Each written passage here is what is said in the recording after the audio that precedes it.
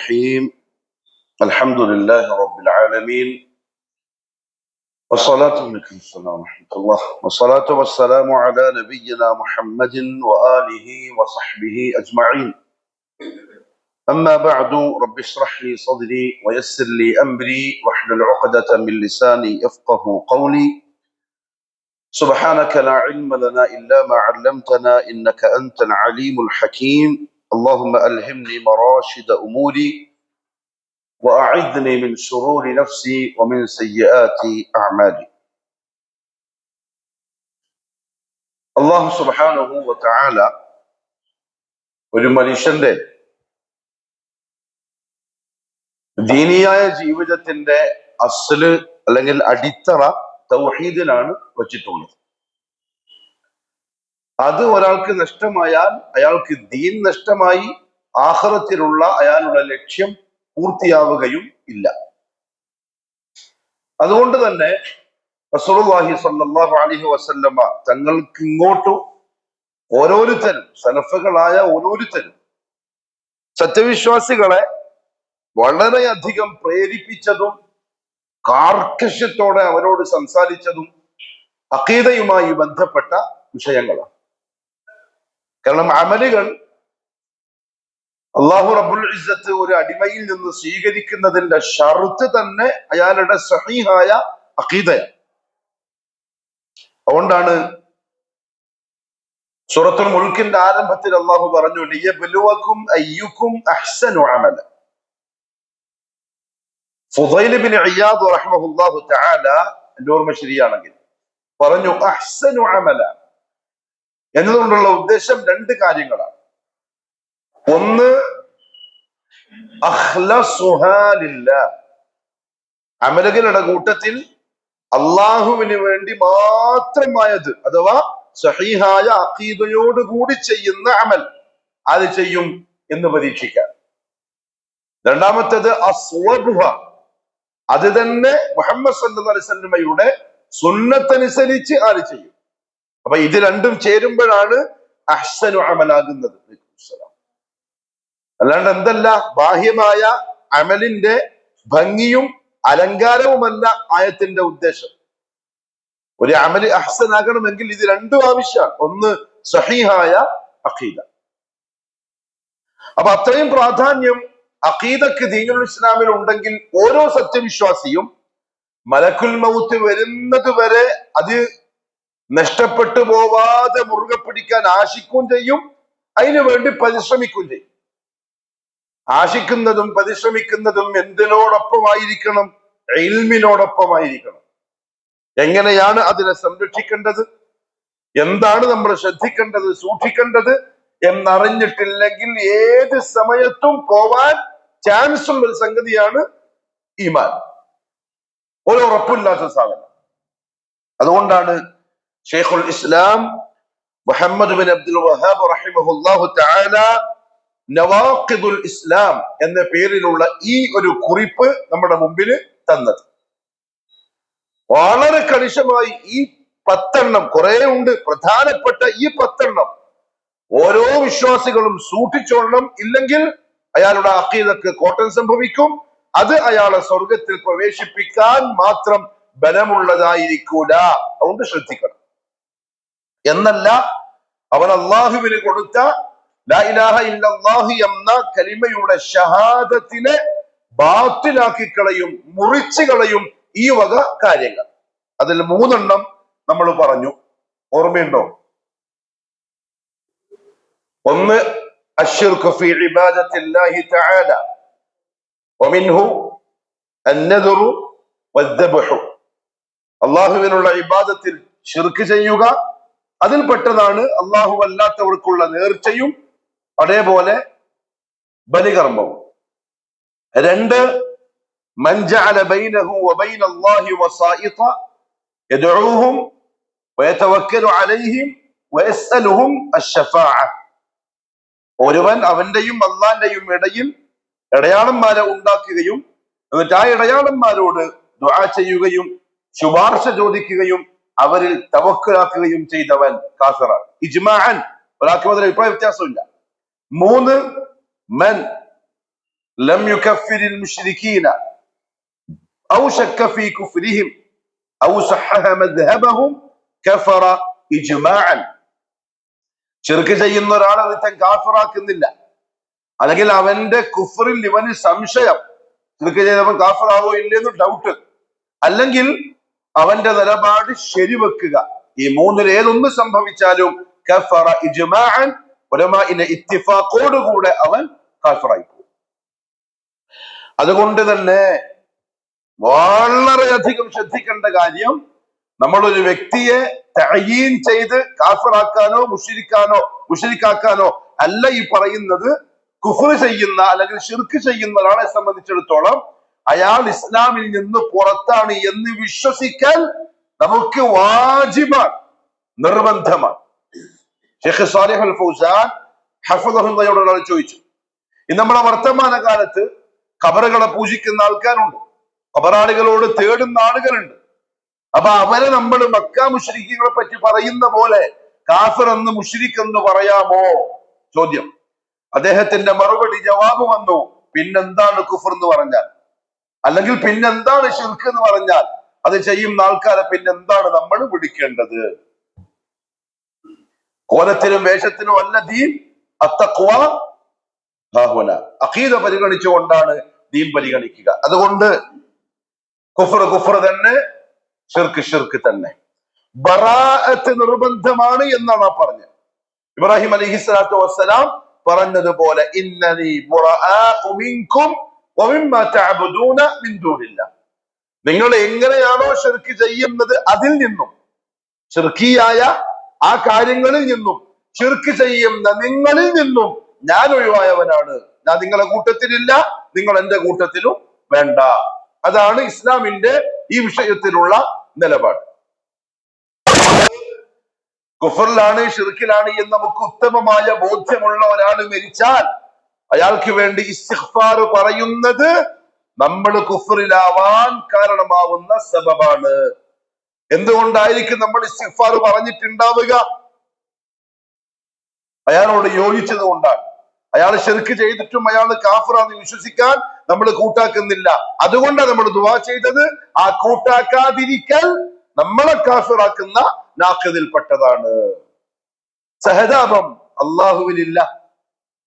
സാമൂഹിക ജീവിയല്ലേ, അള്ളാഹു അത് പരിഗണിക്കൂല. എല്ലാരും മിൽജുൽ പാർട്ടീസ് അല്ലേ, എന്താ ഇംഗ്ലീഷ് പറയാ, മിംഗ്ലിംഗ്.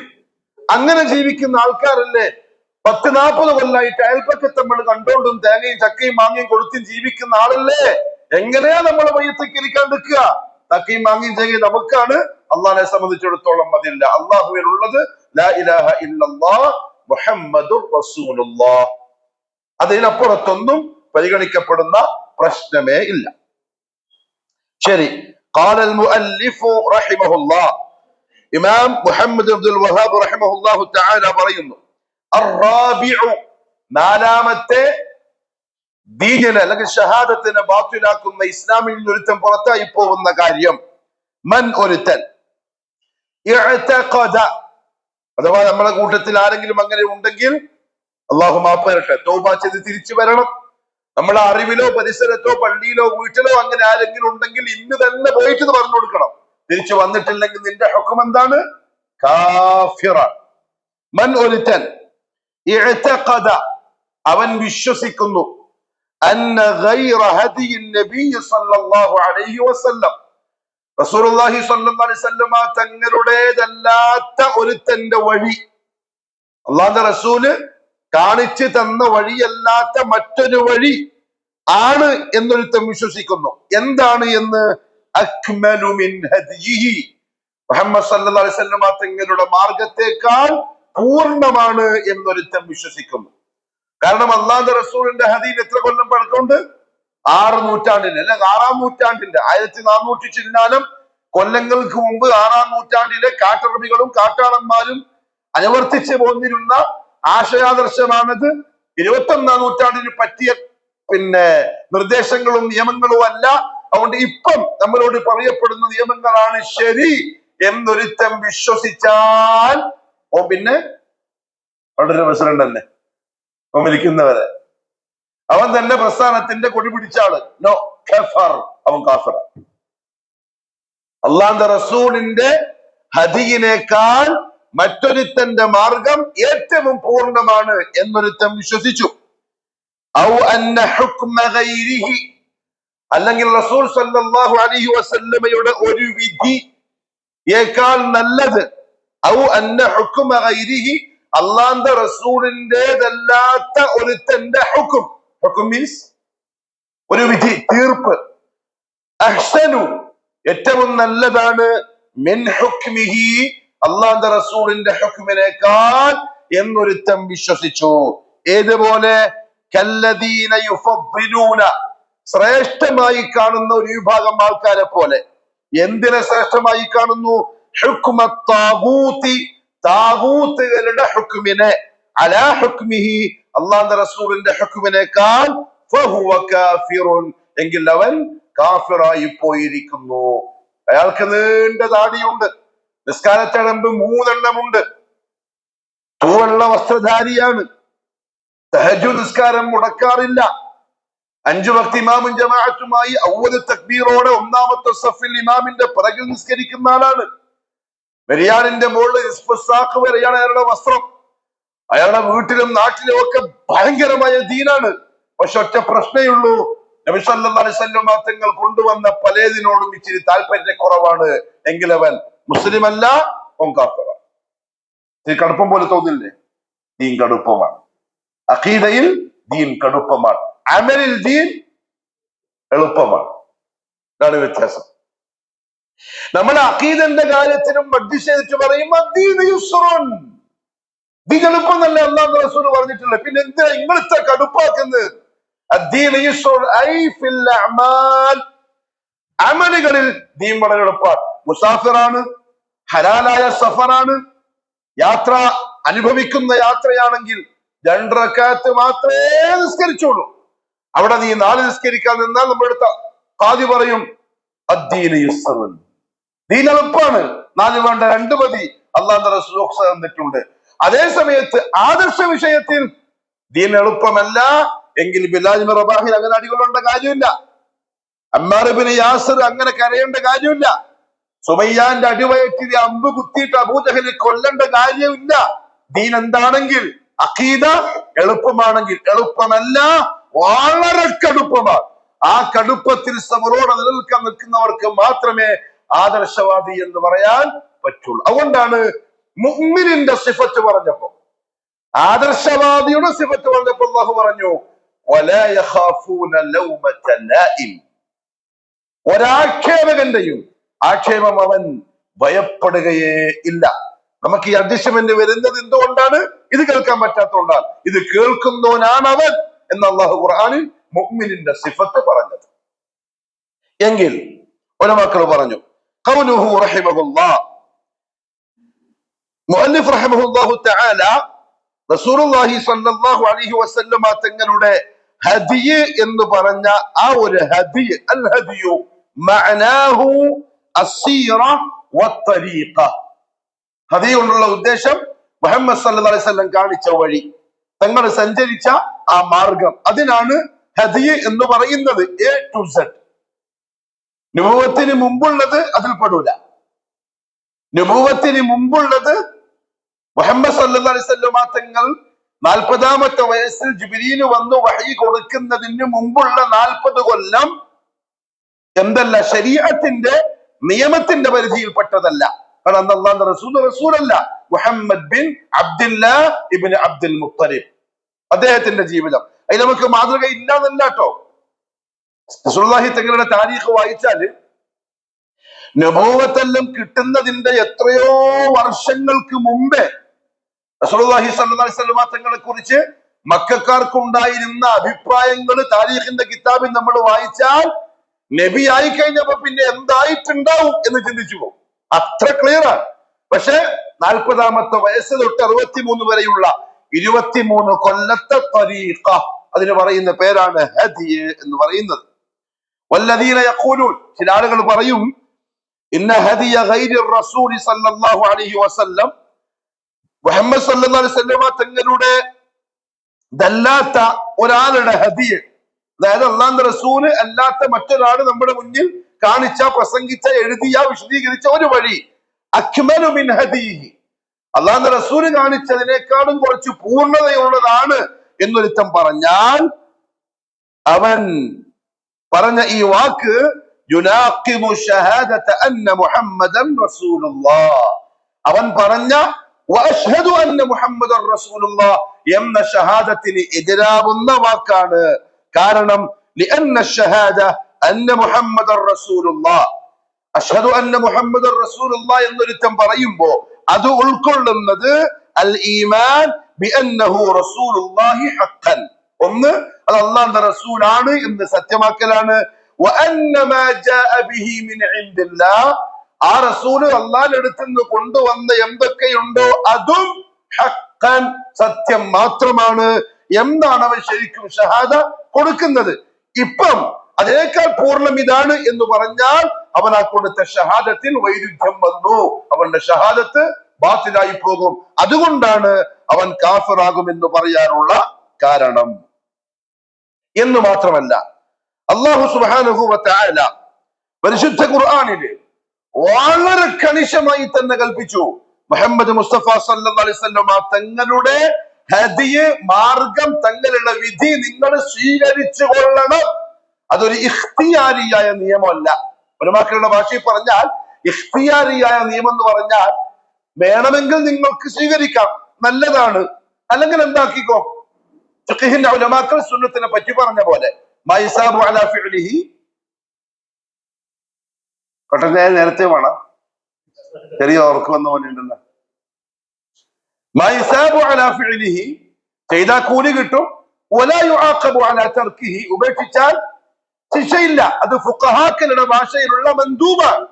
യഥാർത്ഥത്തിൽ അഖീദന്റെ ഭാഷയിൽ സുന്നത്ത് എന്ന് പറഞ്ഞാൽ അല്ലാഹു സുബ്ഹാനഹു വ തആല സൂറത്തുൻ നിസാഇന്റെ 65-ാമത്തെ ആയത്തിൽ പറഞ്ഞ പോലെ ഫലാ വറബ്ബിക, അല്ലാഹുവിന്റെ വാക്ക് ശ്രദ്ധിക്കണം, ഫലാ വറബ്ബിക, നിന്റെ റബ്ബിനെ തന്നെയാണ് സത്യം. ഇനി അതിന്റെ അപ്പുറത്തൊരു സത്യം ചെയ്ത് പറയാനില്ല. നബിയെ നിങ്ങളുടെ റബ്ബാണ് സത്യം. ലാ യുഅ്മിനൂൻ, അവര് മുഅ്മിനാവുകയില്ല. ഈ ആയത്തിറങ്ങുമ്പം അവിടെ ജീവിക്കുന്നത് സഹാബാക്കളാണ്, അവരാണ് മുഖാത്തബ്. അവരെ പറ്റി ഈ പറയുന്നത് ലാ യുഅ്മിനൂൻ, നിങ്ങളെ സഹാബാക്കളായ ഇവര് മുഅ്മിനുകളാവുകയില്ല.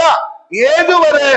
ഹത്താ യുഹക്കിമൂക, നിങ്ങളെ വിധികർത്താവായി സ്വീകരിക്കുന്നത് വരെ, ഫീമാ ശജറ ബൈനഹും, അവർക്കിടയിൽ ഉണ്ടാവുന്ന വിഷയങ്ങൾ. അവർക്കിടയിൽ എന്തെങ്കിലും പ്രശ്നങ്ങൾ വന്നാൽ അതിന്റെ അവസാന വാക്ക് നിങ്ങളുടെ വാക്കായിരിക്കണം. അതാക്കുന്നത് വരെ അവരാരാവൂല, മുഅ്മിനാവൂല.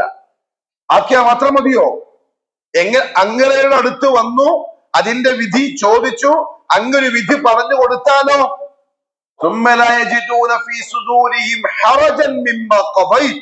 അങ്ങ് തീരുമാനിച്ച ആ തീരുമാനത്തിൽ പിന്നെ അവർക്ക് അവരുടെ നെഞ്ചിന്റെ ഉള്ളില് ഒരു തരത്തിലുള്ള ഇഷ്ടക്കേടും ഉണ്ടായിക്കൂടാ.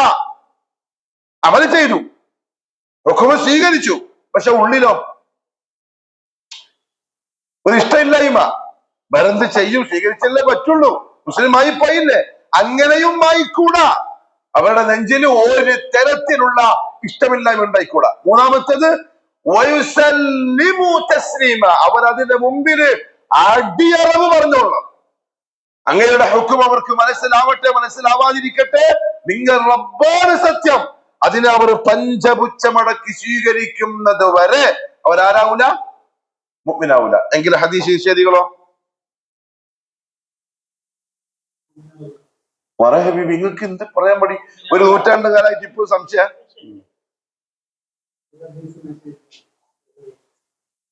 സഹീഹായ ഒരൊറ്റ ഹദീസ് ഒരുത്തൻ നിഷേധിച്ചാൽ ലാ യുഅ്മിൻ, ലാ യുഅ്മിൻ, ഒരു മുഅ്മിൻ എന്ന് പറയാൻ പറ്റൂല.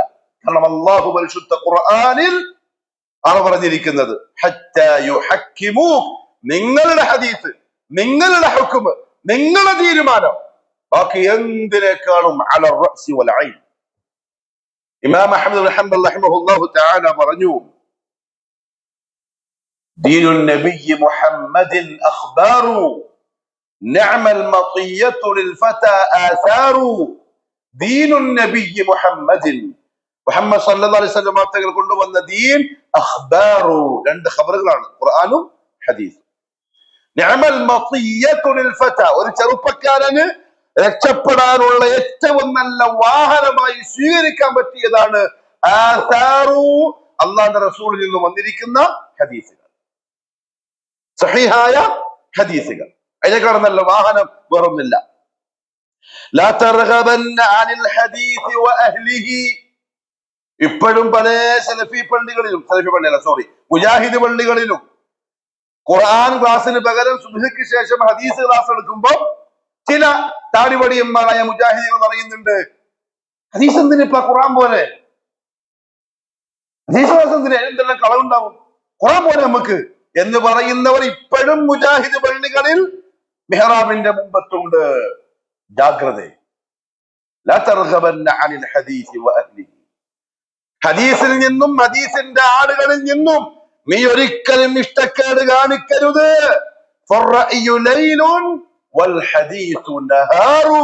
നിങ്ങൾക്ക് തോന്നുന്ന അഭിപ്രായങ്ങൾ, നിങ്ങൾക്ക് ഇഷ്ടമുള്ള അഭിപ്രായങ്ങൾ, നിങ്ങളെ ഇമാമിന്റെ കൗല്, നിങ്ങളെ മദ്ഹബിന്റെ കൗല്, നിങ്ങളുടെ നേതാവിന്റെ കൗല് രാത്രിയാണ്. വൽ ഹദീസു നഹാറു, ഹദീസ് പച്ച പകലാണ്. മനസ്സിലായി ഞാൻ പറയുന്നത്? ഞാൻ പറഞ്ഞല്ല, ഇമാം അഹ്മദ് റഹിമഹുല്ലാഹു തആല. വലറുബ്ബമാ ജഹിലൽ ഫതാ അസറുൽ ഹുദാ. ചിലപ്പോൾ ചില ചെറുപ്പക്കാർക്ക് ഹിദായത്തിന്റെ ഈ അസറുകള് അജ്ഞാതമാവാനുള്ള ചാൻസ് ഉണ്ട്. അത് സംഭവിച്ചുകൂടാ, അത് പഠിക്കണം. ഹദീസിന്റെ പൊരുളും അതിന്റെ നൂറും പ്രകാശവും അജ്ഞമാവാനുള്ള ചാൻസ് ഉണ്ട്, വഴി കൊടുത്തൂടാ, പഠിക്കണം. കാരണം സൂര്യൻ ഉദിച്ചു വരും, അതിന് കിരണങ്ങൾ ഉണ്ടാവും. അതേപോലെയാണ് ഹദീസ്. ഒളിപ്പിച്ച ഓടിയൊന്നുമില്ല, പക്ഷെ അത് ഇഷ്ടമില്ലാത്ത ആൾക്കാരുണ്ടാവും, അതിൽ പെട്ടുപോവണ്ട എന്ന് സാർ. അതുകൊണ്ട് ഹദിയുൻ നബിയ്യി മുഹമ്മദിൻ സല്ലല്ലാഹു അലൈഹി വസല്ലം, അതിനോട് ഇഷ്ടക്കേട്, അത് സ്വീകരിക്കുന്നില്ല, അതിനോട് താല്പര്യക്കുറവ് ഷഹാദത്തിനെ ബാത്തിലാക്കും. ബഹുമാനപ്പെട്ട മഖ്ദാം ഇബ്നു മഅദി കരിബ് റളിയല്ലാഹു അൻഹു ഉദ്ധരിക്കുന്ന സുപ്രധാനമായ 2025 ജൂലൈ മാസത്തിൽ വളരെയധികം കേൾക്കേണ്ടുന്ന ഒരു ഹദീസാണ്. ഒരു ദിവസം റസൂലുള്ളാഹി സ്വല്ലല്ലാഹു അലൈഹി വസല്ലം പറയാണ്, യൂഷികു അൻ യഖഉദ അർ-റജുലു മുത്തകിഅൻ അലാ അരീകതി. ഒരു മനുഷ്യൻ, എന്റെ ഉമ്മത്തിൽപ്പെട്ട ഒരുത്തൻ വയറ് നിറച്ചു ഭക്ഷണവും കഴിച്ച് അവൻ അവന്റെ ചാരി കസേരയിൽ ചാരി ഇരിക്കാനുള്ള ചാൻസ് ഉണ്ട്. അങ്ങനെ ചാരി ഇരുന്നിട്ടോ യുഹദ്ദിസു ബിഹദീസിൻ മിൻ ഹദീസി, എന്റെ ഹദീസുകളിൽപ്പെട്ട ഒരു ഹദീസ് അവൻ ആളുകളുടെ മുന്നിൽ ഉദ്ധരിക്കും. അങ്ങനെ എന്റെ ഹദീസ് പറഞ്ഞതിന് ശേഷം ഫയഖൂൽ, പിന്നെ അവൻ പറയും, ബൈനനാ വബൈനകും കിതാബുല്ലാഹ്, നമ്മളെയും നിങ്ങളെയും കൈമേൽ അല്ലാഹുവിന്റെ കലാമായ ഖുർആൻ ഉണ്ടല്ലോ. ഫമാ വജദ്നാ ഫീഹി മിൻ ഹലാലിൻ ഇസ്തഹലൽനാഹു, ആ ഖുർആനിൽ എന്താണോ ഹലാലായി വന്നത് അത് നമ്മൾക്ക് ഹലാലാക്കാം. വമാ വജദ്നാ ഫീഹി മിൻ ഹറാമിൻ ഹറംനാഹു, ആ ഖുർആനിൽ എന്താണോ ഹറാമായി വന്നത് അതിനെ നമുക്ക് ഹറാമാക്കുകയും ചെയ്യാം. പിന്നെന്തിനാ നമുക്ക് എന്ത്, ഞാനിപ്പോ ഓതിയ ഹദീസ് എന്ന് ചോദിക്കുന്ന ഒരുത്തൻ വരാനുള്ള ചാൻസ് ഉണ്ട്. മുഹമ്മദ് സല്ലല്ലാഹു അലൈഹി വസല്ലം പറഞ്ഞു, അലാ അലാ, അറിഞ്ഞുകൊള്ളണം, വഇന്നമാ ഹറമ റസൂലുള്ളാഹി മിസ്ല മാ ഹറമ അല്ലാഹ്, അല്ലാഹുവിന്റെ റസൂലും എന്തെങ്കിലും ഹറാമാക്കിയിട്ടുണ്ടെങ്കിൽ അത് അല്ലാഹു ഹറാമാക്കിയ പോലെ തന്നെയാണ്, തള്ളിക്കളയാൻ പറ്റൂല. അതുകൊണ്ട് മുഹമ്മദ് സല്ലല്ലാഹു അലൈഹി വസല്ലം തങ്ങളുടെ ഹദീസുകളും ആ വഴിയൊക്കെ 6ാം നൂറ്റാണ്ടുകാർക്ക് പറ്റിയ ആ പണ്ടത്തെ വിവരമില്ലാത്ത, ആര് പറഞ്ഞു വിവരമില്ലാത്ത, പണ്ടത്തെ വിവരമില്ലാത്ത അറബികൾ എന്ന് ആര് പറഞ്ഞു? ഭൗതികമായിട്ട് ബുദ്ധിയും വിദ്യാഭ്യാസവും എഴുത്തും വായനയും ചിന്തയും അതും ഇതൊക്കെ ഉള്ള മക്കാര്, അവർക്കാകെ ഇല്ലാതെ പോയത് ഫഅലം അന്നഹു ലാ ഇലാഹ ഇല്ലല്ലാഹ്, ആ വിഷയത്തിൽ അവർ ജാഹിലികളായി. അല്ലാണ്ട് പൊട്ടന്മാരിലേക്കല്ല മുഹമ്മദ് സല്ലല്ലാഹു അലൈഹി വസല്ലം നിയോഗിതനായത്. അങ്ങനെ പൊട്ടന്മാരിലേക്കാണ് നിയോഗിതനായതെന്ന് പറഞ്ഞാൽ അത് അല്ലാഹുവിന്റെ റസൂലിന്റെ ഇസ്സത്താണോ ഐബാണോ? ഐബാണ്. കുറെ മന്ദബുദ്ധികളും പൊട്ടന്മാരും ലോകം തിരിയാത്ത ടീംസിലേക്ക് അയക്കപ്പെട്ട ഒരാളല്ലേ എന്ന് ഈ മുസ്തഫാനെ പോലത്തെ ടീംസ് പറഞ്ഞാലോ? ഏത് മുസ്തഫ? മടക്കിയിരുന്ന് ഞാൻ പറഞ്ഞപ്പോ ആണ് 3 മുസ്തഫന്മാര് മുമ്പ് തന്നെ ഉണ്ട്, എല്ലാവരും ഉണ്ട്, അവരെ നോക്കുന്നത്. ഞാൻ കുടുങ്ങിപ്പോയി. ഞാൻ പറഞ്ഞു ഇവരെല്ലാം ഓരോരുത്തരും നമ്മുടെ നാട്ടിൽ. അള്ളാഹു ഹിദായത്ത് കൊടുക്കട്ടെ. ഇസ്സത്ത് അള്ളാഹുവിന്റെ റസൂൽ എല്ലാം തികഞ്ഞവരിലേക്കാ വന്നത്. മാത്രമല്ല മൂസ അലൈഹി സ്വലാത്തു വസ്സലാമിന്റെ മുഅ്ജിസ വലിയ പാമ്പാക്കലാണ്. മൂസ നബിയാക്കലല്ല, അള്ളാഹു അത് പ്രകടിപ്പിക്കല്. കലാകാലത്തുണ്ടായിരുന്നത് സാഹിര്യങ്ങളാണ്. യുഖയ്യലു ഇലൈഹി മിൻ സിഹ്രിഹിം അന്നഹാ തസ്ആ. കയ്യിലുള്ള വടിയും അതേപോലെ എന്താണ് ഹിബാൽ, കയറിന്റെ കഷ്ണങ്ങളും താഴെ ഇട്ടിട്ട് ജനങ്ങൾക്ക് ഇത് പാമ്പാണെന്ന് തോന്നിപ്പിക്കുന്ന ടീംസ്. അവരെ എതിരിടാൻ വേണ്ടി അള്ളാഹു കൊടുത്തത് അതിനോട് പറ്റിയ മുഅ്ജിസത്താണ്. ഒരിക്കൽ അങ്ങനെ ഇട്ടു. ഫഔജസ ഫീ നഫ്സിഹി ഖീഫത മൂസ. മൂസ നബിക്ക് പേടിയായി. ഖാല ഖുൽനാ ലാ തഖഫ് ഇന്നക അൻതൽ അഅല. മൂസ പേടിക്കണ്ട, നീ എൻ്റെ അടുത്ത് ഏറ്റവും ഉയർന്ന ആണ്. അൽഖി മാ ഫീ യമീനിക. എൻ്റെ കൈയിൽ ഒരു വടിയില്ലേ, താഴെ ഇട്ടോളിൻ. തൽഖഫ് മാ സനഉ. അവര് ചെയ്തതിനെ അത് നശിപ്പിച്ചോളൂ. ഈസ അലൈഹി സ്വലാത്തു വസ്സലാം വന്നു. എന്താ ഏറ്റവും വലിയ മുഅ്ജിസ?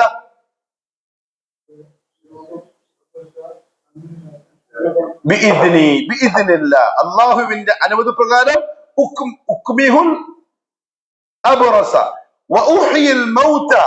ഞാൻ കാഴ്ചയില്ലാത്തവരെ കാഴ്ചയും കൊടുക്കും, മരിച്ചോടെ ജീവിപ്പിക്കും, വെള്ളപ്പാണ്ടുള്ളവനെ തടങ്ങിട്ട് എന്ത് ചെയ്യും? വെള്ളപ്പാണ്ട് മാറ്റും. ബിഇദ്നില്ല. ആരും പറയില്ല. നമ്മളെ പകർന്നെ പോയിട്ട് പറയും, ഉണ്ടോ ഈസ നബി പറഞ്ഞിട്ടുണ്ട് ഞാൻ ലോകം മാറ്റും, പിന്നെ സീമിന് മാറ്റിയാൽ ബിഇദ്നില്ല. അള്ളാഹു അങ്ങനെ ചെയ്യിപ്പിക്കും. കുദറത്ത്, അള്ളാന്റെ കുദറത്ത് ഈസ നബി. എന്തുകൊണ്ട് അങ്ങനത്തെ മോചിതത്വം വന്നു? മെഡിക്കൽ സയൻസിൽ ഉന്നതന്മാരുണ്ടായിരുന്ന കാലഘട്ടമായിരുന്നു.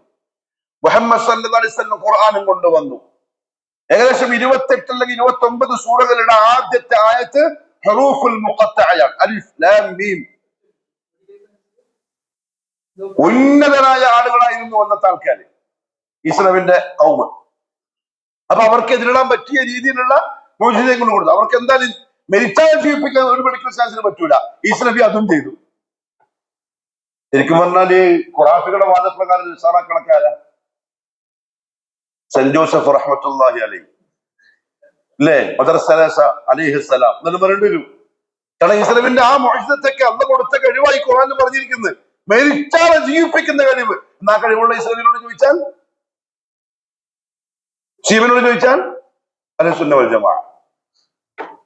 വല്ലി അള്ളാഹു നമുക്കും അവർക്കും ഹിദായത്ത് നസീബാക്കട്ടെ.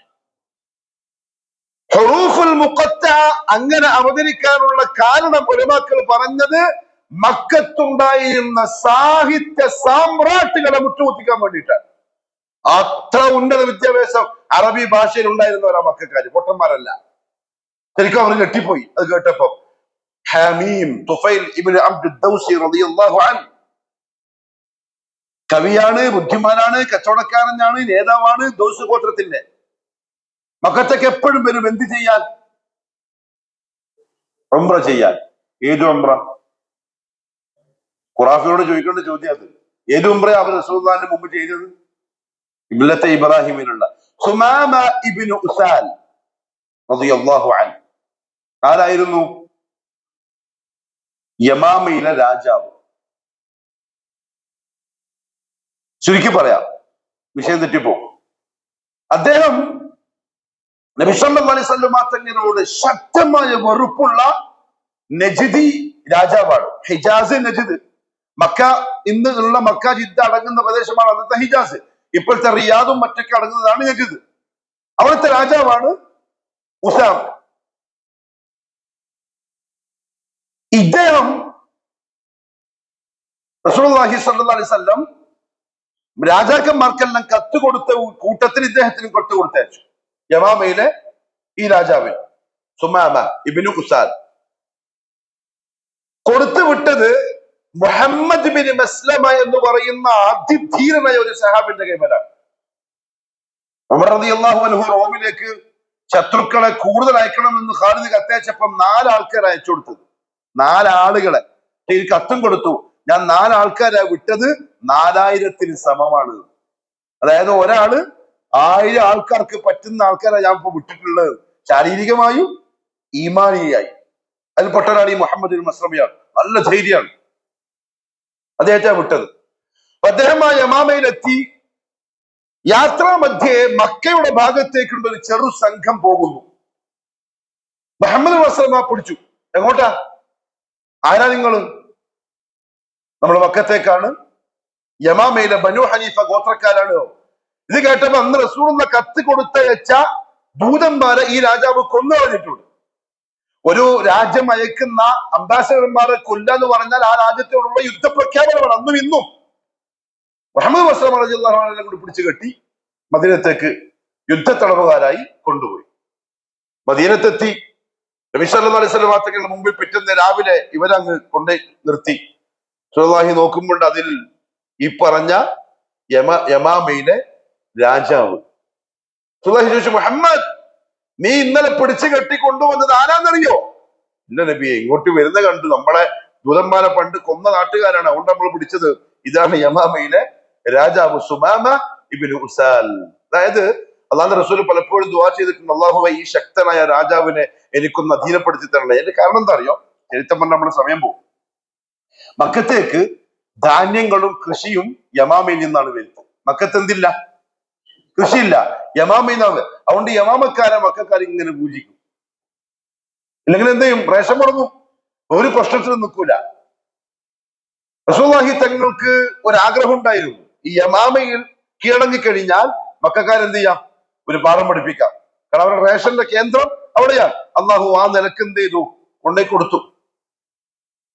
ഈ സഹാബിയെ നബി സല്ലല്ലാഹു അലൈഹി വസല്ലം മദീനത്തെ ഒരു തൂണിന്റെ മുകളിൽ കെട്ടിയിട്ടു. ആരാ? ഈ യമാമയിലെ രാജാവിനെ. എല്ലാ ദിവസവും റസൂലുള്ളാഹി സ്വല്ലല്ലാഹു അലൈഹി വസല്ലം നല്ല കഴിക്കുന്നതിൽ ഏറ്റവും നല്ല ഭക്ഷണം കൊടുക്കാൻ വേണ്ടി പറയും. ഏറ്റവും നല്ല ഭക്ഷണം കൊടുക്കാൻ 3 ദിവസം ആവർത്തിച്ചു. 3 ദിവസം റസൂലുള്ളാഹി പറയും, യാ സുമാമ മാ ഇൻദക്, എന്താ എന്റെ അഭിപ്രായം? ഇപ്പം പറയും, എന്നെ കൊല്ലുകയാണെങ്കിൽ ഞാൻ അർഹനാണ്, എന്നെ വിടുകയാണെങ്കിൽ ഞാൻ നിങ്ങൾക്ക് ഏറ്റവും നല്ല ചങ്ങാതിയായിരിക്കും. 3 ദിവസം തന്നെ പറഞ്ഞു. 4ാം ദിവസം റസൂലുള്ളാഹി പറഞ്ഞു, വിട്ടേക്ക്.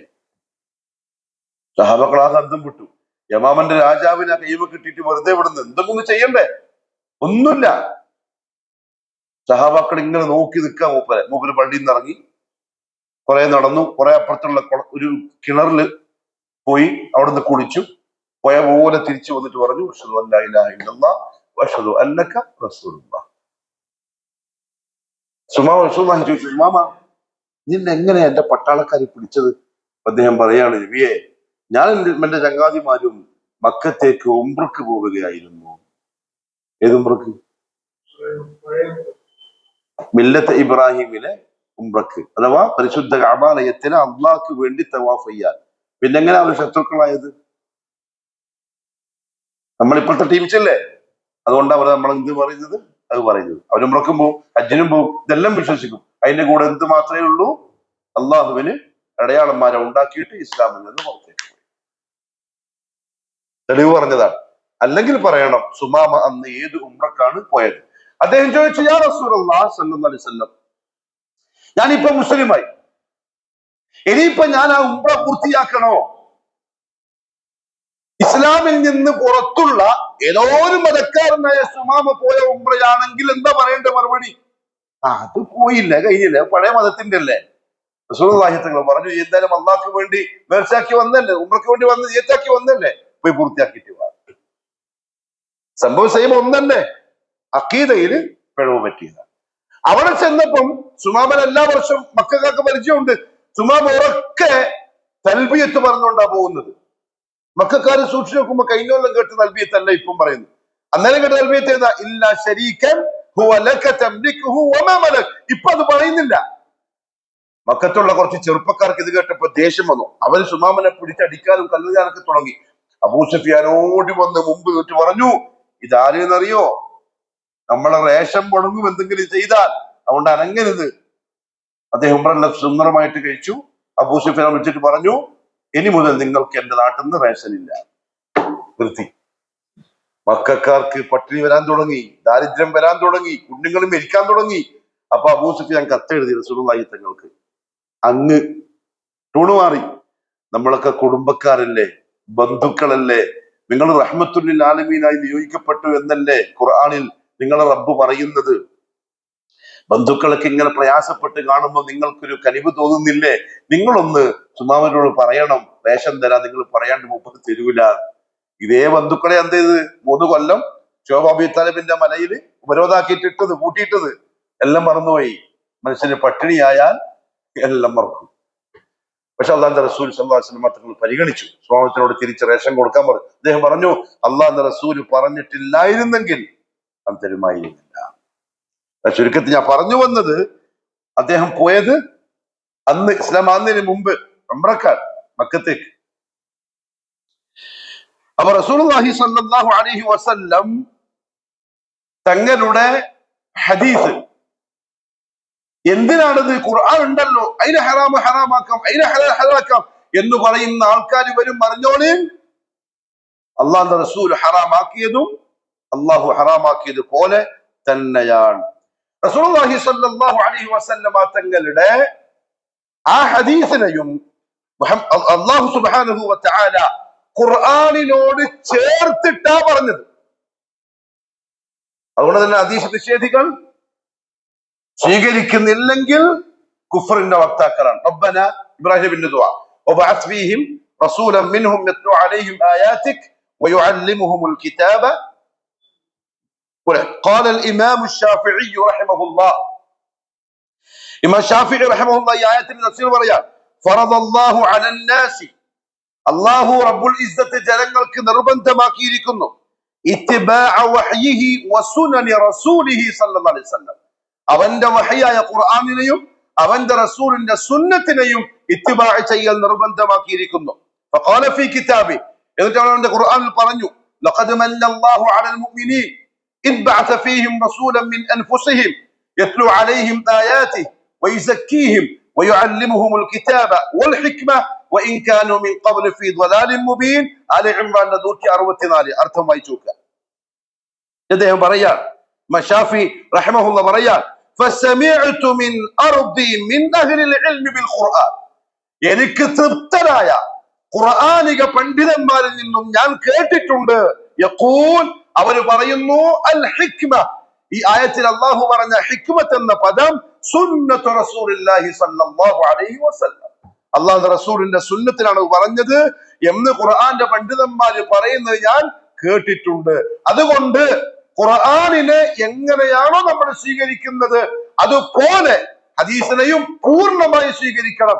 അത് പൂർണ്ണമല്ല എന്ന് പറഞ്ഞോൻ കഫർ. ഇതാവുന്ന പുറത്താണ്. قال شيخ الاسلام ابن تيمية رحمه الله. ഇബ്നു തൈമിയ്യ അറിയോ? ഉമർ മൗലവിനെ അറിയില്ലേ? സഅദ് മൗലവിനെ അറിയില്ലേ? അതേപോലെ അറിയണം. അതേപോലെ നമ്മളുടെ ആദർശത്തിന്റെ മുൻഗാമികളിൽപ്പെട്ട മഹാനായ പണ്ഡിതനാണ് ഷെയ്ഖുൽ ഇസ്ലാം ഇബ്നു തൈമിയ്യ റഹിമഹുല്ലാഹ്. മൂപ്പരെ പോലെ ആവണം, പക്ഷെ കുറച്ച് ഇതാവും. ആൾക്കാരെ പറയും കുറച്ച് സ്ട്രോങ് ആണെന്ന് തോന്നുന്നു പറയും, പക്ഷെ അങ്ങനെയാണ്. പോയ നാട്ടിലെല്ലാം മൂപ്പര് ജയിലില്ല. ഏതൊക്കെ നാട്ടിൽ പോയോ അവിടെ എല്ലാം ജയിലില്. അവസാനം ജയിലിൽ കിടന്നിട്ട് തന്നെ ഫാത്തുപോയി. എന്തുകൊണ്ടായിരിക്കും? ഭയങ്കര സ്ട്രോങ് ആക്കിയതേല്.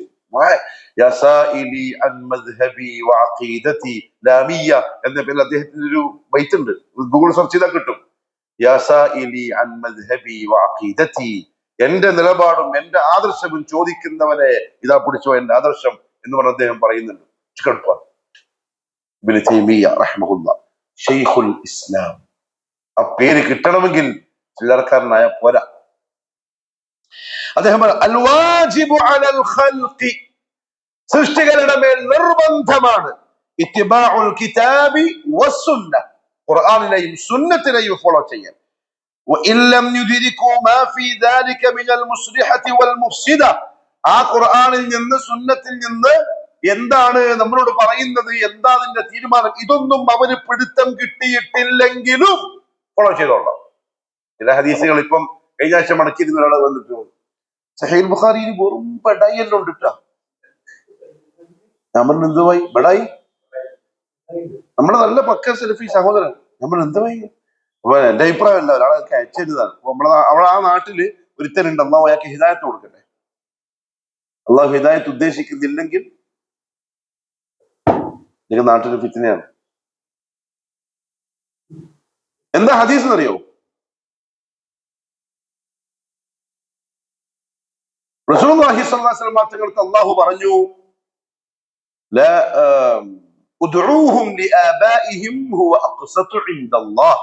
ഇനി മുതൽ എന്തില്ല? വളർത്തു മക്കളില്ല, നിങ്ങൾക്ക് നിങ്ങളെ മക്കൾ മാത്രം. ദത്തെടുക്കുന്ന പരിപാടി ഇസ്ലാം എന്ത് ചെയ്തു? നിരോധിച്ചു. ദത്തെടുപ്പില്ല ഇസ്ലാമിൽ. ഉണ്ടെങ്കിൽ എന്ത് ചെയ്യണം? ഭാര്യ പാല് കൊടുക്കുന്ന ആ 2 കൊല്ലത്തിനിടയിലുണ്ടല്ലോ, അന്നേരം എടുത്തിട്ട് പാല് കൊടുക്കണം, എന്നിട്ട് മോനാക്കണം. സംഭവം മനസ്സിലായോ? മലോടി ബന്ധത്തിലൂടെ മോളാക്കിയെങ്കിൽ മാത്രമല്ലെങ്കിൽ ഇല്ല. കാരണം ആരാന്റെ മക്കൾക്ക് നമ്മളങ്ങനെ ഉപ്പയാവാം? ഒരിക്കലും ആവില്ല. കാരണം ആ മക്കളെ നെസ്സിന് പൊട്ടിപ്പോവില്ലേ? നമ്മളെ ചോരയല്ലല്ലോ. അതുകൊണ്ടല്ലേ വ്യഭിചാരത്തിൽ ജനിച്ച കുഞ്ഞുങ്ങളെ നോക്കുമ്പോ എന്താ? ഉപ്പയില്ല. അല്ലാഹു പറഞ്ഞു, അവർ അവരുടെ വിരിപ്പിന്റെ മക്കളാണ്, അതായത് ഉമ്മാന്റെ മക്കളാണ്, ഉപ്പയിലേക്ക് ചേർക്കൂല. ആ ഉപ്പ വലിയാവൂല ആ വ്യഭിചാരത്തിലുള്ള മക്കളുടെ. ആ ഉപ്പാന്റെ അനന്തര സ്വത്ത് ഈ മക്കൾക്ക് കിട്ടൂല. ഉമ്മയിലേക്ക് അവര് വിളിക്കും. അത്ര പവിത്രമാണ് ഈ ചോരബന്ധം. മക്കള് പേരിലേക്ക്, ഉപ്പായിലേക്കേ ചേർത്ത് വിളിക്കാവൂ. ഈ ആയത്തിന്റെ അടിസ്ഥാനത്തിൽ ഈ ആയത്തിറങ്ങിയപ്പോ ഒരു പ്രശ്നം വന്നു. അഹ്സാബിന്റെ 4ാമത്തെ ആയത്ത്. ആര്? അബൂ ഹുദൈഫ റളിയല്ലാഹു അൻഹു സാലിമിനെ ചെറുപ്പത്തിൽ കുഞ്ഞായപ്പോ എടുത്ത് വളർത്തിയ ആളാണ്. സാലിം മൗല അബി ഹുദൈഫ. ഖുർആനിന്റെ ഏറ്റവും നല്ല ഖാരിയാണ് സാലിം റളിയല്ലാഹു അൻഹു. അദ്ദേഹം പ്രഖ്യാപിച്ചു സാലിം എന്റെ മോനാണ്. ആ നിയമം അനുസരിച്ച് ഹുദൈഫയുടെ ഭാര്യ സുഹൈൽ ബിൻ അംറിന്റെ മകൾ സഹ്ല ബിൻത് സുഹൈൽ റളിയല്ലാഹു അൻഹ ടെൻഷനായി. സാലിം വലുതായി, ഇനി മോനെ കാണാൻ പറ്റൂലല്ലോ, അന്യനായില്ലേ, ബന്ധം അല്ലാഹു ഇല്ലാണ്ടാക്കിയില്ലേ. ഓടി വന്ന് റസൂലാണ്, യാ റസൂലല്ലാഹ്, സാലിം ചെറിയ കുഞ്ഞായപ്പോഴേ ഞാൻ എടുത്ത് എന്റെ മോനെപ്പോലെ വളർത്തിയതാണ്, ഇനിയിപ്പോ ഈ നിയമപ്രകാരം മോളെ അജബിയായി, ഞാൻ എന്ത് ചെയ്യും? റസൂലുള്ളാഹി പറഞ്ഞു, ഈ പാല് കൊടുത്താൽ മതി. സഹല ചിരിച്ചു. യാ റസൂലല്ലാഹ്, അവൻ താടി മീശനും വന്ന് വലിയ ചക്കനായി, എങ്ങനെ പാല് കൊടുക്കില്ല? റസൂൽ പറയാണ്, ലഖദ് അലിംതു, സഹല അതെനിക്കും അറിയാം. ഹദീസ് തീർന്നു. അഭിമുഖം കണ്ട ആരെങ്കിലും ആ പ്രായത്തിലുള്ളവർക്ക് മുല കൊടുക്കാൻ പറയോ പെണ്ണുങ്ങളോട്? അതുകൊണ്ട് ബുഖാരിയിൽ എന്തുണ്ട്? നിങ്ങൾക്കും ഡോട്ടുള്ളവരുണ്ടല്ലോ. കളി വേണ്ട അക്കല് അങ്ങനെ പറയുന്നത്. അതിന്റെ അപ്പുറവും നോക്കൂല, ഇപ്പുറവും നോക്കൂല. അതിനെ എങ്ങനെയാണ് ആ സഹാബാക്കൾ മനസ്സിലാക്കിയത് എന്നും നോക്കൂല. ഇവന്റെ ആഗ്രഹം എന്താ? ഇതൊന്ന് എതിർക്കണം, ഇതൊന്ന് നിഷേധിക്കണം. സഹല പാല് കൊടുത്തു. എങ്ങനെ? ഒരു പാത്രത്തിലേക്ക് പാല് പിഴിഞ്ഞ് എന്ത് ചെയ്തു? സാലിമിന് കുടിക്കാൻ കൊടുത്തു. എന്നിട്ട് പറഞ്ഞു റസൂലുള്ളാഹി തങ്ങൾ, ഇത് നിനക്കും സാലിമിനും മാത്രമുള്ള നിയമമാണ്, അതോടെ മൻസൂഖായി. ഇനി ആരെങ്കിലും പാലങ്ങനെ കുടിച്ചിട്ട് മോനെന്ന് പറഞ്ഞാൽ ശരിയാവില്ല. എന്താ പറയുന്നത്? അങ്ങനെ പറയും. എന്തിന്? ഇങ്ങനെ തോന്നിപ്പിക്കാൻ, ഈ പ്രശ്നം ഉണ്ടാക്കാൻ. ഒരു സാമാന്യ ബുദ്ധിയുള്ള മനുഷ്യന് ചിന്തിക്കാൻ പറ്റും അങ്ങനെ പാല് കൊടുക്കുന്ന ഒരു സഹാബി വനിത അള്ളാന്റെ റസൂൽ അങ്ങനെ കൊടുക്കാൻ പറയുമെന്ന് ചിന്തിക്കാൻ പറ്റും? നമ്മുടെ ഖുർആനില് റസൂലുള്ളാഹി തങ്ങളുടെ ഭാര്യമാരോട് പോലും നിങ്ങൾ എന്തെങ്കിലും ആവശ്യം പോയി ചോദിക്കുന്നുണ്ടെങ്കിൽ മറന്റെ അപ്പുറത്ത് പോയി ചോദിച്ചോളൂ, നിനക്ക് കയറി ചോദിച്ചോടാ. അങ്ങനെ പഠിപ്പിച്ച ദീൻ എങ്ങനെയാ ഈ പ്രായമുള്ള ചക്കര് പാലൊടുക്കം കൽപ്പിക്കുക? അതായത് ഇവർക്ക് എന്ത് ചെയ്യണം? എന്തെങ്കിലും ഒന്ന് കണ്ടുപിടിച്ചിട്ട് തള്ളണം, നിഷേധിക്കണം. ഷെയ്ഖുൽ ഇസ്ലാം ഇബ്നു തൈമിയ്യ റഹിമഹുല്ലാഹ് പറഞ്ഞു, ചിലപ്പോൾ നിങ്ങൾക്ക് മനസ്സിലാവും, പക്ഷെ മനസ്സിലാവൂല. സഹീഹായാൽ ഇത്തിബാ ചെയ്തോളണം. എന്നിട്ട് അദ്ദേഹം പറഞ്ഞു, വമാ ജാഅ ഫിൽ കിതാബി വസ്സുന്ന, ഖുർആനിലും ഹദീസിലും വന്ന കാര്യങ്ങൾ വജബ അലാ കുല്ലി മുഅ്മിനിൻ അൽ ഈമാനു ബിഹി, എല്ലാ മുഅ്മിനും അത് വിശ്വസിക്കൽ നിർബന്ധമാണ്. വഇൻ ലം യഫ്ഹം മഅനാഹു, അതിന്റെ അർത്ഥം അവന് മനസ്സിലായില്ലെങ്കിലും. അതുകൊണ്ട് അതിനെന്തും മനസ്സിലാവുന്നില്ലപ്പ, അതൊന്നും ശരിയില്ല, ഇതന്നെ നല്ല എന്ന് പറയലോടുകൂടെ അവൻ പോയി കഫറ ഇജ്മാഅൻ. കാരണം അല്ലാഹു സുബ്ഹാനഹു വ തആല ഒരുപാട് ആയത്തുകളിൽ മുഹമ്മദ് സല്ലല്ലാഹു അലൈഹി വസല്ലം തങ്ങളുടെ ഹദീസുകളെ ഇത്തിബാ ചെയ്യാനും അത് പരിപൂർണമാണെന്നും നമുക്ക് പറഞ്ഞു. അബ്ദുല്ലാഹി ബിൻ മസ്ഊദ് റളിയല്ലാഹു അൻഹുവിന്റെ കാലത്ത് ഒരു പെണ്ണ് പറഞ്ഞു, ഞാൻ 114 സൂറത്തും പരിശോധിച്ചു. 30 ജുസ് 6000 ചില്ലാനുമായത്തെ അരിച്ചു പറക്കി. ചേച്ചി പറയുന്ന പോലെ ആയിഷ ബീവി റസൂലുള്ളാഹിന്റെ ഭാര്യയല്ല, ഒരു ഖുറാന്ന് കിട്ടിയതാ. ഖദീജ മാത്രമേ ഭാര്യയുള്ളൂ, ബാക്കിയൊക്കെ ആരാണ്? ശിഷ്യകളാണ്. ഒരു ഖുറാന്ന് കിട്ടിയതാണ്. ഓള് പറയാണ്, ഞാൻ ഖുർആനിൽ എവിടെയും പച്ച കുത്താൻ പാടില്ല എന്ന് പറയുന്നത് കണ്ടിട്ടില്ല. ടാറ്റു ഉണ്ടല്ലോ, ടാറ്റു അടിക്കല്, അത് ഖുർആനിൽ ചെയ്യരുത് എന്ന് പറഞ്ഞാൽ അത് നമ്മൾ കണ്ടില്ല. ഇബ്നു മസ്ഊദ് അപ്പന്നെ വിളിപ്പിച്ചിട്ട് പറഞ്ഞു, നീ ഒന്നും കൂടി ഖുർആൻ വായിച്ചു നോക്ക്, അതിലുണ്ട്. ഒന്നുകൂടി ഖുർആൻ നോക്കി വന്നിട്ട് പറഞ്ഞു, ഞാൻ കാണുന്നില്ല. അപ്പൊ അദ്ദേഹം പറഞ്ഞു, നീ ഖുർആൻ നോക്കേണ്ട പോലെ നോക്കിയിട്ടില്ല, കാരണം അതിലുണ്ട് വമാ ആതാകുമുർ റസൂലു ഫഖുദൂഹു വമാ നഹാകും അൻഹു ഫൻതഹു. നിങ്ങൾ റസൂൽ എന്താണോ നിങ്ങൾക്ക് കൊണ്ടുവന്ന് തന്നത് ഫഖുദൂ, അതിനെ പിടിച്ചോളിൻ, വമാ നഹാകും അൻഹു ഫൻതഹു, എന്താണോ നിരോധിച്ചത് അതിനെ ഒഴിവാക്കിക്കോളിൻ, അതാണ് ദീൻ എന്ന് ഖുർആനിലുണ്ട്. അത് നീ കണ്ടിട്ടുണ്ടാവില്ല. റസൂൽ എന്ത് ചെയ്തിട്ടുണ്ട്? പച്ചകുത്താൻ പാടില്ല എന്ന് പറഞ്ഞിട്ടുണ്ട്. അതുകൊണ്ട് റസൂലുള്ളാഹി സ്വല്ലല്ലാഹു അലൈഹി വസല്ലം തങ്ങളുടെ ആ ഹദിയ്, ആ മാർഗം പൂർണ്ണമാണ്, പരിപൂർണമാണ്. അല്ലെ, അതല്ല പൂർണ്ണം, അതിനേക്കാളും നല്ലത് ഇതാണ്. ഉദാഹരണത്തിന് ഹജ്ജിന്റെ നിയമങ്ങൾ പോലെ കൈമുറിക്കാൻ, ആരെ കൈ? കട്ടവന്റെ കൈ മുറിക്കണം. അത്രയെല്ലാം ഇപ്പോഴത്തെ മനുഷ്യന്മാരുണ്ട്. അതിന്റെ ഒരു ജാതി ഒരു കാടൻ രീതിയല്ല സൗദിയിലൊക്കെ ഇപ്പൊ കൈവിട്ടതെന്ന് പറഞ്ഞാൽ എന്ത്? ഇപ്പോഴത്തെ കാലത്തുണ്ട് അങ്ങനെയല്ല. ഈ ഒരൊറ്റ വിശ്വാസം മതി, ഓൻ ഇസ്ലാം എന്ന്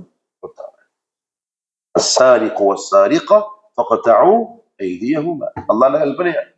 മുഹമ്മദ് സല്ലല്ലാഹു അലൈഹി വസല്ലം അത് എത്ര കെട്ടാൽ എത്ര എന്ന നിയമം പഠിപ്പിച്ചതിലുണ്ട്. അതിനോട് ഒരുത്തിന് എന്തില്ല? ഇഷ്ടമില്ല. ഓൻ വിശ്വസിക്കുന്ന എന്താ? അന്ന ഹദിയ ഗൈരിൻ നബി സല്ലല്ലാഹു അലൈഹി വസല്ലം, അള്ളാന്റെ റസൂലിന്റെ അല്ലാത്ത നിയമം അക്മലു മിൻ ഹദിയി, റസൂലുള്ളാഹിന്റെ മാർഗത്തെക്കാളും പൂർണ്ണമാണെന്ന് വിശ്വസിച്ചാൽ പോയി. പിന്നെ കല്യാണം കഴിച്ചൊരുത്തം വ്യഭിചരിച്ചാൽ എന്ത് ചെയ്യണം? എറിഞ്ഞിട്ട് കൊല്ലണം. എവിടുന്ന്? ആള് മുമ്പെന്ന്, ആൾക്കാരെ മുമ്പെന്ന് അരവല കുഴിച്ചിട്ടിട്ട് തലക്കും നെഞ്ചിലും കല്ലെറിഞ്ഞിട്ട് കൊല്ലണം. അതും വലിയ കല്ലായിക്കൂടാ, ചെറിയ കല്ലും ആയിക്കൂടാ, മീഡിയം കല്ല്. എന്തിനാ? അങ്ങനെ വേദനിക്കണം. അള്ളാഹു കാത്തു രക്ഷിക്കട്ടെ. അങ്ങനെ വേദനിക്കണം, തല പൊട്ടിയിട്ട് ചോരത്തെറിക്കണം. ആൾക്കാരെന്താ പറയുമ്പോ എന്ത് നിയമോടെ? അതായത് വെറുതെ അല്ലേ പറയുന്നത് 6-ാം നൂറ്റാണ്ടിന്റെ കാടന്മാരെ നിയമം, കള്ളന്മാരെ നിയമം. ഇങ്ങനെല്ലാം എറിഞ്ഞ് കൊല്ലണമെങ്കിലും മനസ്സല്ല എത്ര ഇത് വേണം. വെറുതെ അല്ല നിങ്ങൾ തീവ്രവാദിയാന്ന് ചോര കണ്ടിട്ട് അകത്ത് പോകാൻ ടീംസ് അല്ലേ ഇവര്? ചെട്ടിച്ചുള്ള തീരുമാനമാണ്. മുഹമ്മദ് സല്ലല്ലാഹു അലൈഹി വസല്ലം നടപ്പിലാക്കിയ നിയമമാണ്, അതാണ് ശരി, അതന്നെയാണ് വേണ്ടത്. അത് ഇന്ത്യ രാജ്യത്ത് ചെയ്യണം എന്നല്ല ഈ പറഞ്ഞതിന്റെ അർത്ഥം. ദീനിന്റെ ആ നിയമമാണ് അക്മൽ. ഒരുത്തൻ അങ്ങനെ എറിഞ്ഞോക്കട്ടെ കോഴിക്കോട് സിറ്റിന്ന്, പിന്നെ മറ്റോ പാന്റ് ഊരൂല, അത് കണ്ടാല്. അത് ഇസ്ലാമിന്റെ നിയമത്തിന്റെ പ്രത്യേകത. ഒറ്റ ഒരുത്തൻ എറിഞ്ഞിട്ട് കൊന്നോക്കട്ടെ. ഇന്ന് എവിടെയുള്ള അത് ചെയ്തോന്നൊക്കെ ജയിലിൽ തിന്ന് കടിച്ച് കൊഴുത്ത്. ഇപ്പൊ പുതിയ വാർത്ത വന്നിട്ട് ഒരുത്തനെ പീഡിപ്പിച്ച് ജയിലിലാക്കി. ഓൻ പരോള് വന്നിട്ട് ഇവിടെ പിന്നെയും പീഡിപ്പിച്ച് കൊന്നിട്ട് തിരിച്ചുപോയി. ഹരിയാനയില്ല, ബംഗാള, ഏതൊരു സ്ഥലത്ത് വാർത്ത ഫേസ്ബുക്കിൽ ഉണ്ടതാണ്. അല്ലാഹു അലം, ഉണ്ടാവും. അക്മൽ റസൂലുള്ളാഹി സ്വല്ലല്ലാഹു അലൈഹി വസല്ലം തങ്ങളുടെ നിയമം. ബഹുമാര്യത്വം പെണ്ണുങ്ങളുണ്ടാ? നിങ്ങൊന്നും ഉണ്ടല്ലോ, ഞാൻ പറയാം. ബഹുമാര്യത്വം അക്മലു ഹദിയിൻ നബി സല്ലല്ലാഹു അലൈഹി വസല്ലം.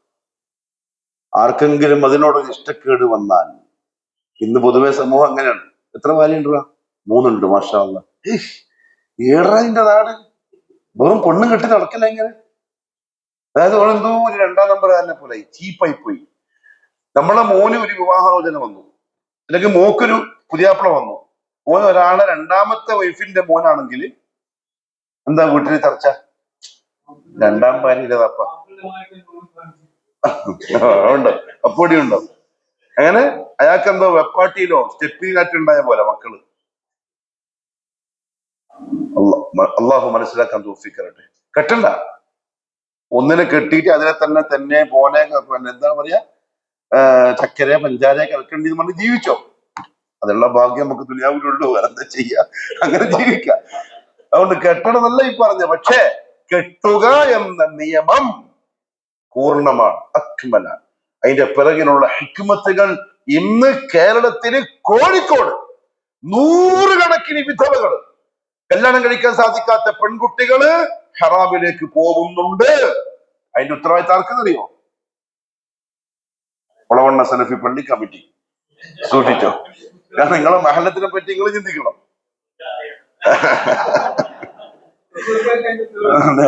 കാരണം മദീനത്ത് ഒരു വിധവയായാൽ, ഒരു വിധവയായാൽ അവരാദ്യം അല്ലാഹുവിന്റെ റസൂലിനെ പോയിട്ട് അറിയിക്കും, ഇന്നൊരു പെണ്ണ് വിധവയായ. കാരണം റസൂലുള്ളാഹി തങ്ങൾക്ക് താല്പര്യമുണ്ടെന്ന് അറിയാൻ വേണ്ടിയിട്ടാണ് കല്യാണം കഴിക്കാൻ. ഉണ്ടെങ്കിൽ റസൂലിനെ കല്യാണം കഴിക്കും, ഇല്ലെങ്കിൽ എത്രയും പെട്ടെന്ന് സഹാബിയെ കണ്ടുപിടിച്ചിട്ട്.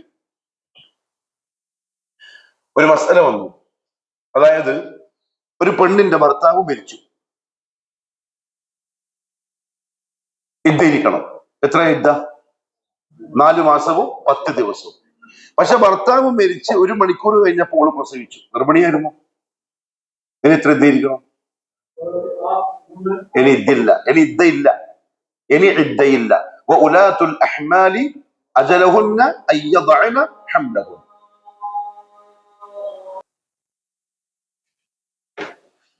കേട്ടോളി.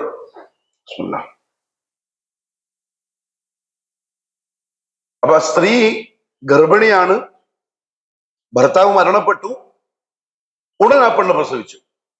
ആ പെണ്ണിന്റെ ഇദ്ദ അവളുടെ പ്രസവമാണ്. കാരണം അല്ലാഹു പറഞ്ഞു, ഗർഭിണികളുടെ ഇദ്ദ അയ്യദഅന ഹംലഹുൻ, അവര് പ്രസവിക്കലാണ്, പിന്നെ അവർക്ക് ഇദ്ദ ഇല്ല. ഇതാണ് നിയമം. ഈ വിഷയം പറഞ്ഞ ഹദീസിൽ ഈ പറഞ്ഞ സ്ത്രീ, പ്രസവിച്ച ഉടൻ റസൂലുള്ളാഹി സ്വല്ലല്ലാഹു അലൈഹി വസല്ലം തങ്ങളെ കാണാൻ വന്നു. യാ റസൂലുള്ളാഹി, ഭർത്താവ് മരണപ്പെട്ടു, ഗർഭിണിയായിരുന്നു, ഞാൻ പ്രസവിച്ചു, ഇനി എനിക്ക് കല്യാണം കഴിച്ചുകൂടെ? റസൂൽ പറഞ്ഞു, ഞാൻ. കാരണം യുദ്ധം കഴിഞ്ഞു. അപ്പൊ ആ കാലത്തുള്ള ആദത്താണ് എന്ത്? ബഹുഭാര്യത്വം. 2, 3, 4. ഇപ്പോഴും അറബികൾക്കിടയിൽ ഇസ്സത്തുള്ള പരിപാടിയാണ്. ഭാര്യമാരെ ഒന്നേ ഉള്ളൂ എന്ന് പറഞ്ഞാൽ എന്താ ചോദിക്കാൻ അറിയോ? തീഷേ രോഗിയാണെന്ന് ചോദിക്കും, എന്തെങ്കിലും പ്രശ്നമുണ്ടോ, സംതിങ് റോങ് ചോദിക്കും. 4 ഭാര്യമാരും കുറെ മക്കളും നല്ല ഇസ്സത്തുള്ള ജീവിതവും അള്ളാഹു നസീബാക്കി തരട്ടെ. പതുക്കെ പറഞ്ഞോ.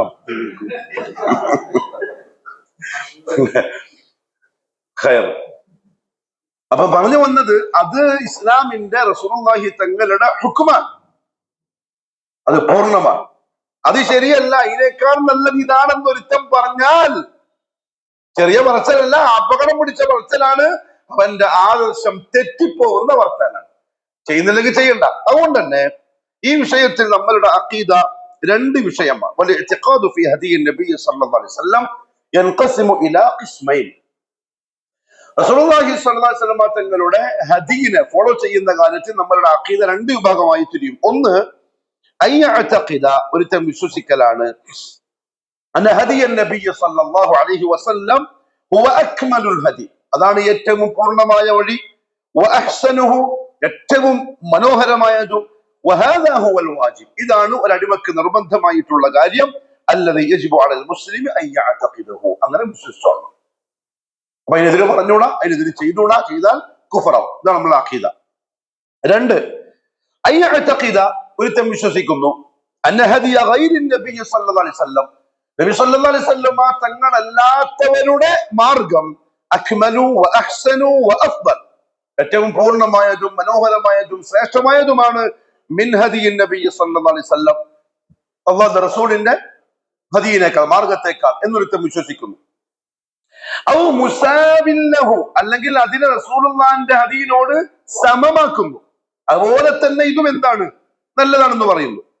ഔ മിസ്ലഹു, അല്ലെങ്കിൽ രണ്ടും ഒന്നല്ലേ, ഇപ്പോഴത്തെ പുതിയ നിയമവും റസൂലുള്ളാഹിന്റെ ഹുക്ം ഇതെല്ലാം ഒന്നല്ലേ എന്നൊരുത്തം പറഞ്ഞാൽ, കാരണം ദാലിക ഫിൽ ഇബാദാത്ത്, അത് ഇബാദത്തുകളുടെ കാര്യത്തിലാവട്ടെ, അവിൽ മുആമലാത്ത്, കൊടുക്കൽ വാങ്ങലുകളുടെ കച്ചവടം മറ്റും ആവട്ടെ, അവിൽ അഖ്ലാഖ്, സ്വഭാവത്തിന്റെ കാര്യത്തിലാവട്ടെ, അവിൽ സുലൂക്കിയാത്ത്, ഇടപാടുകൾ ഹക്കുകളുടെ കാര്യത്തിലാവട്ടെ, ബാധ്യതകളുടെ കാര്യത്തിലാവട്ടെ, അവിൽ ലിബാസ്, അല്ലെങ്കിൽ വസ്ത്രത്തിന്റെ കാര്യത്തിലാവട്ടെ, ഔ അൽ ഹുദൂദ്, അല്ലെങ്കിൽ ഹദ്ദുകൾ, നമ്മളിപ്പോ പറഞ്ഞ കൈവെട്ടല്, വിചരിച്ചോടെ കല്ലെറിഞ്ഞു കൊല്ലുക, അതേപോലത്തെ കാര്യത്തിലാവട്ടെ, അബിൽ ഖിസാസ് അല്ലെങ്കിൽ കൊന്നവനെ കൊല്ലുക, പറഞ്ഞ ഖിസാസിന്റെ വിഷയത്തിലാവട്ടെ, ഇതെല്ലാം ഇതേത് വിഷയത്തിലായാലും റസൂലുള്ളാഹിനേക്കാൾ നല്ലത് മറ്റൊന്നാണെന്നോ, അല്ലെങ്കിൽ അതും റസൂലുള്ളാഹിന്റെ ഹദീസ് പോലെ തന്നെയെന്നോ, അല്ലെങ്കിൽ അർത്ഥത്തിൽ രണ്ടും ഒന്നെന്നേന്നോ എന്നൊരുത്തം വിശ്വസിച്ചാൽ യഖൂലു, നാം പറയും, ഉലമാക്കൾ പറയാൻ നമ്മൾ പറയും, അന്ന ഹാദാ കുഫ്റുൻ അക്ബർ, ഇത് ഇസ്ലാമിൽ നിന്ന് പുറത്തു പോകുന്ന കുഫ്റുൻ അക്ബറാണ്, മുഖ്രിജുൻ മിനൽ മില്ല, മില്ലത്തിൽ നിന്ന് പുറത്താക്കും, ലിഅന്നഹു മുകദ്ദിബുൻ ലിൽ ഖുർആനി വസ്സുന്ന, കാരണം അവൻ ഖുർആനെയും സുന്നത്തിനെയും കളവാക്കിയവനാണ്. കളവാക്കുന്നവർക്ക് ഇസ്ലാമിൽ യാതൊരു സ്ഥാനവും ഇല്ല.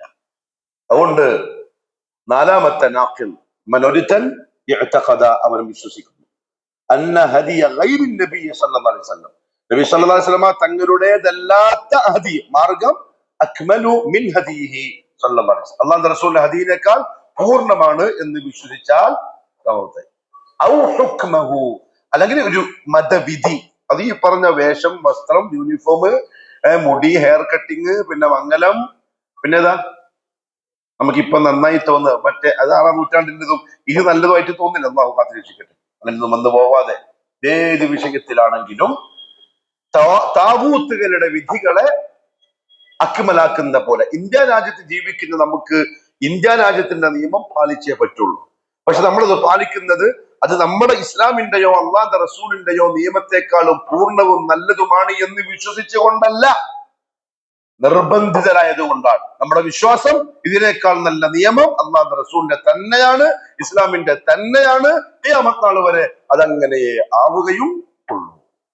അള്ളാഹു മനസ്സിലാക്കി സൂക്ഷ്മതയോടെ ജീവിക്കാൻ തൗഫീഖ് നസീബാകട്ടെ. സുബ്ഹാനക അല്ലാഹുമ്മ വബിഹംദിക അഷ്ഹദു അൻ ലാ ഇലാഹ ഇല്ലാ അൻത അസ്തഗ്ഫിറുക വഅതൂബു ഇലൈക്.